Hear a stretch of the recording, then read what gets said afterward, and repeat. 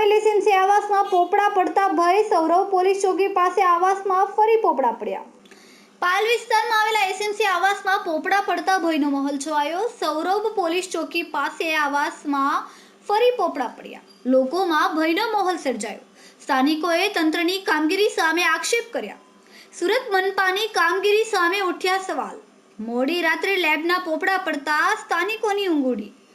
બેજવાબદાર તંત્ર સામે સ્થાનિકો લાચાર। કેમેરામેન સેન્ડિલ વિરાણી સાથે વિશાલ છેટા, માનવ પ્રભા ન્યૂઝ, સુરત।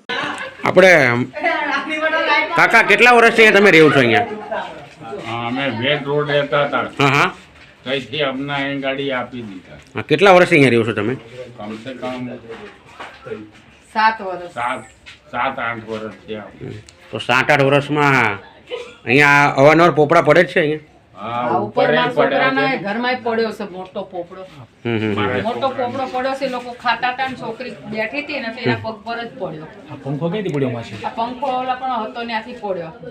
પોપડો પડ્યો, પંખો નીકળી ગયો। હા, નીકળી ગયો આખો। તમે સુરત મહાનગરપાલિકામાં કોઈ અરજી કરી હતી આના માટે? 1-2 વખત ઓલા પૈસા લેવા આવ્યા હતા ત્યારે કીધું હતું કે આ બધા પોપડા પડે છે એને કાં ફરફ્યુ કરાવી દો ને અમને। તો એ લોકોએ કીધું કે તો તમારે મ્યુનિસિપાલિટી આવવું પડે। અમારા વિડિયોની નવી અપડેટ મેળવવા માટે સબસ્ક્રાઇબ કરો માનવ પ્રભા ન્યૂઝ ચેનલને, બેલ આઇકન ક્લિક કરો લેટેસ્ટ વિડીયો સૌથી પહેલા મેળવવા માટે।